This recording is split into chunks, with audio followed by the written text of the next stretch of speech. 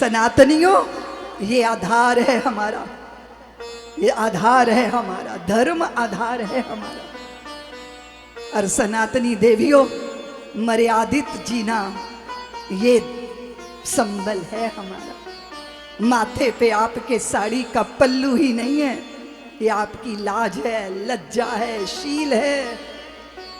और आपके इसी शील से रीझ जाते हैं वो सुरपुरवासी भगवान, वैकुंठ छोड़कर भी भारत की किसी नारी की कोख में आकर जन्म लेने को आतुर हो जाते हैं। लोग कहते हैं कि स्त्रियां निराश्रित होती हैं, तो मैं कहती हूँ होंगी किसी देश की स्त्रियां निराश्रित, पर भारत की स्त्रियां तो वो हैं जो जगदीश्वर को भी अपनी कोख में आश्रय देती हैं। जो जगदीश्वर की आश्रयदायिनी हैं, वो निराश्रित भला कैसे हो सकती है? तप करना, साधना करना, व्रत करना, उपवास करना।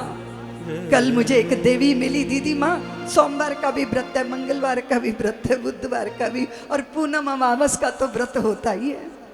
भारत की देवियों का हृदय त्याग से सिंचता है।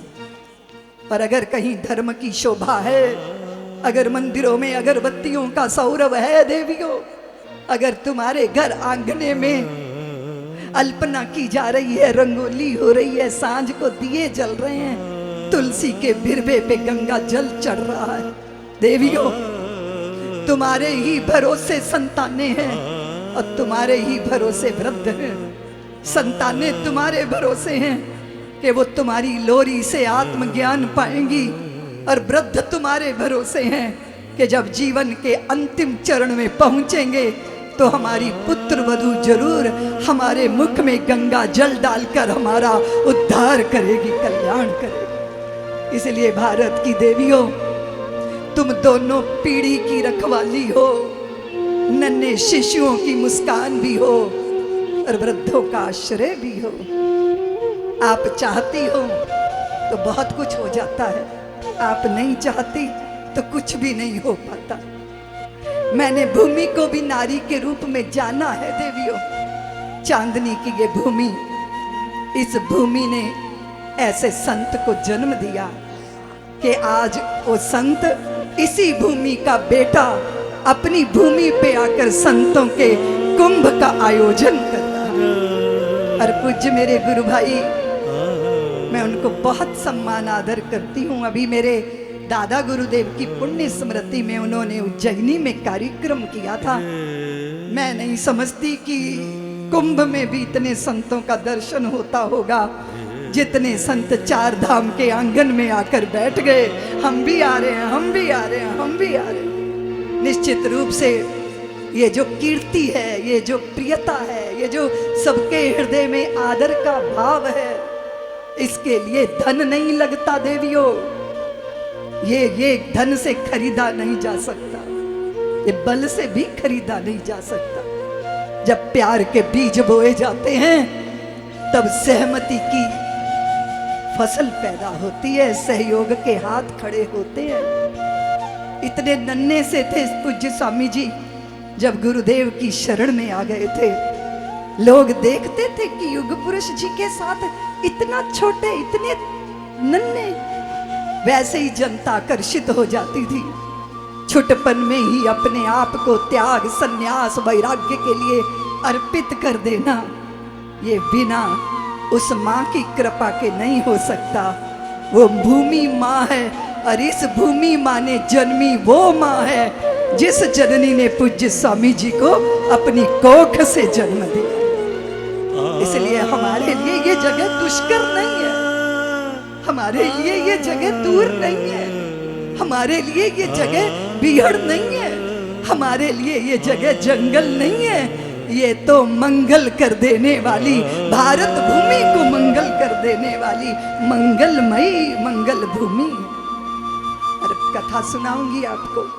कथा है ये अद्भुत, कथा जो चित्त की व्यथा दूर कर दे, कथा जो जीवन का उद्देश्य बता दे, कथा जो लक्ष्य संधान कर दे, कथा जो कृष्ण का बना दे, कथा जो इंद्रियों के जटिल जाल से मुक्त कर दे, कथा जो मन की ग्रंथियों का भंजन कर दे, कथा जो भ्रांतियों के जंगल का निवारण कर दे, कथा जो चित्त में झाड़ झंखाड़ पैदा हो गए उनको नष्ट निर्मूल कर दे, कथा वो जो ईश्वर के साथ जोड़ दे। कथा ईश्वर की नहीं, कथा मेरी है कि मैं अंश हूं उसका, पर बिलग होकर भटक रहा हूं। मैं उसी सिंधु का बिंदु हूं और उसी सिंधु में जब तक समा नहीं जाऊंगा तब तक निर्भय नहीं होऊंगा। इसलिए शरण लेता हूं, मैं शरण लेता हूं ईश्वर, आपके चरणों की शरण लेता हूं। मेरा मार्ग प्रशस्त करो नाथ, मैं समर्पित हो जाऊं या मैं समाप्त हो जाऊं। मेरे लिए दो ही मार्ग हैं प्रभु, या तो मैं समर्पित हो जाऊं या मैं समाप्त हो जाऊं, या तो मेरा अहम समर्पित हो जाए या मेरा अहम समाप्त हो जाए। इन कथा की शरण में मैं दो ही आशा करता हूं, मेरा अहम समर्पित हो जाए या मेरा अहम समाप्ति की ओर चला जाए। वो शत सहस्त्र ऋषियों की भूमि है, वो नैमिषारण्य की भूमि है, जहां निमिष मात्र के लिए चित्त ठहर जाए, जहां मनश्चक्र शांत हो जाए, जहां सूत जी महाराज की सन्निधि पाकर कुल की कुलीनता को, विद्वता को, योग्यता को, गुणों को धारण करने वाले सतसहस्र ऋषिगण भी सोचते हैं नहीं नहीं नहीं, हम तो किसी व्यासपीठ पे बैठने के योग्य नहीं है। हम में कुल की कुलीनता होगी, हमें विद्वता होगी, हम में गुण होंगे, हम में जानकारियां होंगी, लेकिन हम में कुछ तो कमी है, कुछ तो कमी है। कुछ ऐसे चरणों की शरण मिल जाए जिनके चरणों में बैठ के चित्त शांत हो जाए, उनको मिल गए सूत जी महाराज। चांदनी वालों, हम सनातनियों पे भारी आरोप लगता है, हम जाति के जहर से ग्रसित लोग हैं, लेकिन हम जब अपने वांग्मय को उठाकर देखते हैं तो हम देखते हैं शौनकादि ऋषि भूमि पर बैठे हैं और सूत जी व्यासपीठ पर कथा सुना रहे हैं। ये तो मनुष्यों की कहानी है चांदनी वालों, ये तो मनुष्यों की कहानी है, लेकिन यहाँ पशु पक्षियों में भी बहुत सारे पक्षियों को बड़ा आदर मिलता है, पर कौए को कभी बहुत बड़ा आदर मिलता नहीं है। कभी उसके लिए कोई सोने चांदी का पिंजरा बना के कौए को रखो, आज तक तो सुना नहीं। मैना पाली जाती हैं, तोते पाले जाते हैं, कबूतर भी पाले जाते हैं, पर कौए को कोई नहीं पालता। लेकिन वो जब कभी किसी छत की मुंडेर पर आके पुराने जमाने में काऊ काऊ करता था तो घर की देवियां सोचती थी कि दूर गया मेरा प्रियतम, वापिस आने वाला है, कौआ उसका संदेश दे रहा है। दिल को गुदगुदाता है कौए का वो कलरव। लेकिन जब बार बार कौआ काऊ काऊ करता है तो गांव की देवियां पत्थर का ढेला उठाती हैं और मारती हैं कौए को कि जा, कोई आए ना आए, पर तू काऊ काऊ करके कानों को पीड़ित कर रहा है, तू जा यहाँ से। लेकिन वही कर्कश वाणी बोलने वाला कौआ जब काग सुंडी बनकर राम कथा कहता है तो पक्षीराज गरुड़ जी महाराज भूमि पर बैठकर राम कथा सुनने का सौभाग्य अर्जित करते। जात पात पूछे ना कोई, हरि को भजे सो हरि का होई। एकात्मता चराचर में एक का दर्शन करने वाली ये सनातनी धार है हमारी।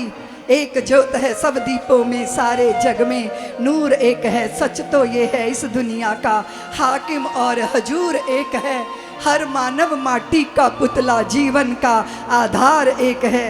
गहराई तक जाके देखो सदधर्मों का सार एक है। एक वाहिगुरु एक परमेश्वर कृष्ण और श्री राम एक हैं। नाम भले ही अलग अलग हों, भक्तों के भगवान एक हैं। नाम रूप की बात छोड़ दो, इंसानों की जात एक है। मन से मन की तार जोड़ लो, सीधी सच्ची बात एक है।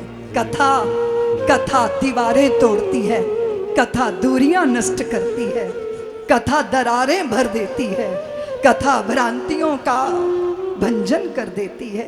ये कथा राम कथा, कृष्ण कथा, भागवत कथा। सब्सक्राइब करें साध्वी ऋतंभरा जी के YouTube चैनल को और हमारे वीडियोस को सबसे पहले देखने के लिए बेल आइकन को दबाना न भूलें।